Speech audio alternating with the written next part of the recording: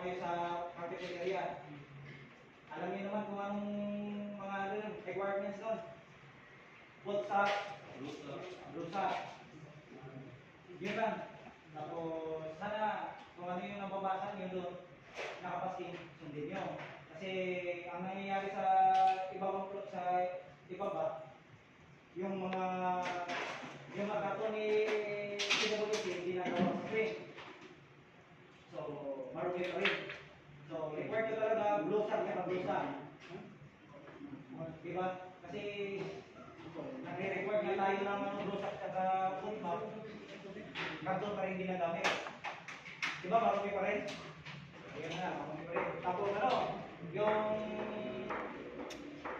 pintuan doon sa gilid. One entrance, one exit yun. Hindi ako nasunod nun.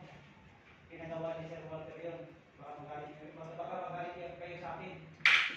Motos yun ni Sir Walter. Makulit yung gumagawa doon. Tapos ano, pagsuyo na rin ako sa basura nyo. Kung kayo na gumagawa sa area niyan, yung basura nyo, liquid nyo before mag-lunch break kayo. Tapos lagay nyo lang laro sa cargo elevator. Tapos ano pa, yung mga trabaho nyo, working at heights, tapos at works. At works, wala naman siguro dito. So, kailangan ma-share pa rin natin. PPE, gloves, naka-goggles. Tapos ito, ladder.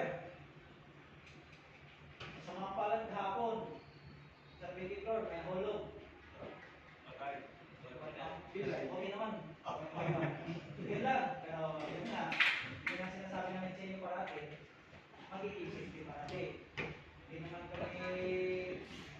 naman ako isa.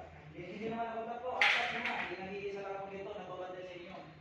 Dapat tandaan nyo parati sa isipan nyo. Magiging safety kayo. Tulad ng kahapon. Working at heights. Ladder. Ang problema nun. Ladder. Nakarintan na yun. Unsafe to use na yun. Kinuha pa rin, ginamit pa rin. Yun. Yung ano niya, yung base niya, nakaslide sa middle. Yun. Ito sa ribs niya, laki ng pasak. Tapos yung ulo niya, medyo na sa semento. Yun, pinadala namin hapon na sa Perpetual Sokon. Mag-ingat tayo, pre, mag-ingat tayo parati. Yung disgrasya, nandiyan parati sa lingura natin, sa sabi natin. May pamilya tayo mo yung di ba? Yun. Lagay natin sa isip natin parati, magiging safety tayo. Mahirap na. Buo tayong pupasok dito sa trabaho natin, tapos paglabas natin, ano na. Mayroon na tayong karamdaman.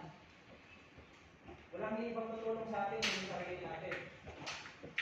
Yun lang hinihingi ko. Mag-ingat kayo parati. Mahirap mawala ng trabaho. Diba? Wala tayong pera. Yung mga pamilya natin, maraming umaasa sa atin. Tuwing sahod, napapadala tayo ng pera. Hawa kayo. Na mayroong mga pamilya, marami kayong mag-ingat. Hawaan yung pamilya nyo.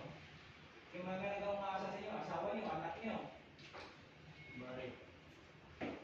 Kumari, wala tayong makit mo na yan.